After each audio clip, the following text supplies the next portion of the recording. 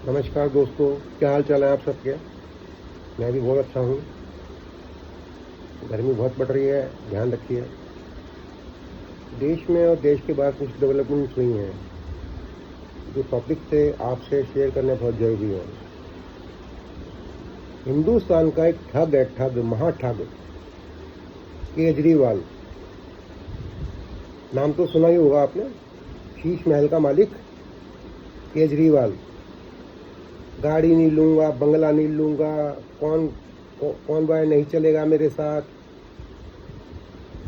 ये आदमी आज एक प्रेस कॉन्फ्रेंस करके हिंदुस्तान के जैन जी को भड़का रहा है। पेपर लीक हुआ है, आई एग्री, बहुत गलत हुआ, ये भी मैं मानता हूँ। इसके लिए मैंने सबको दोषी ठहराया कि मैंने किसी का उसमें लिहाज नहीं किया, चाहे वो राजस्थान की गवर्नमेंट हो चाहे मोदी जी हो। देश के भविष्य के साथ कोई नहीं खेल सकता।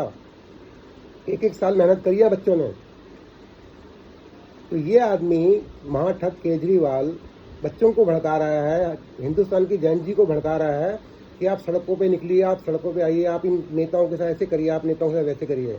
तो मेरी देश के जैन जी से अपील है कि समझदारी का परिचय दीजिए, इस जैसे ठग की बातों में नहीं आना।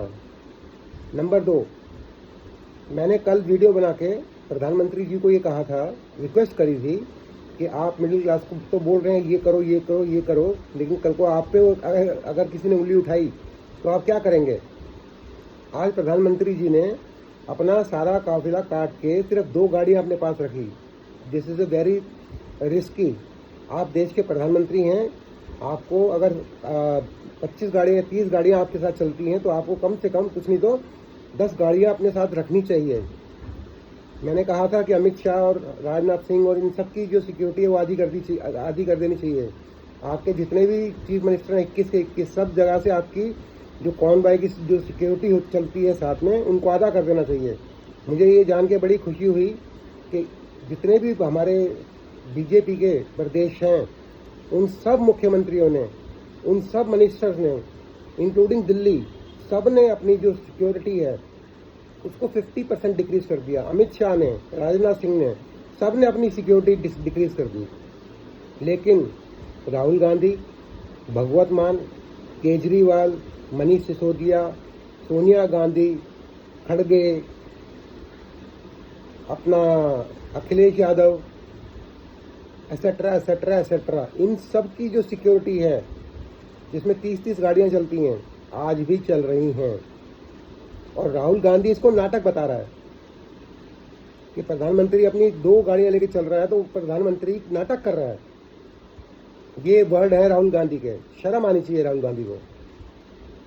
क्या बकवास कर रहा है देश के प्रधानमंत्री के साथ। मैं अभी भी रिक्वेस्ट करूंगा देश के प्रधानमंत्री को कि आप बहुत बड़ा रिस्क लेने जा रहे हैं, आप देश की संपत्ति हैं, आप कम से कम 10 गाड़ियां लेके चलिए अपने साथ।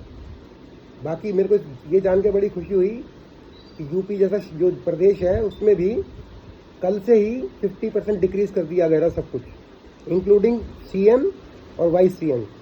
आई am very happy to see, बहुत बढ़िया। और जैन जी, मैं आपसे भी रिक्वेस्ट करूंगा, इस केजरीवाल जैसे चोर ठग के साथ आप कभी भी इसकी बातों में ना आना। इसने पूरे 10 साल दिल्ली को खाया, दिल्ली को लूटा, और जैसे ही हारा साला ऐसा भागा यहाँ से जैसे गधे के सर से सींग निकलते हैं। अब ये इस समय पंजाब में जाके पंजाब को खा रहा है।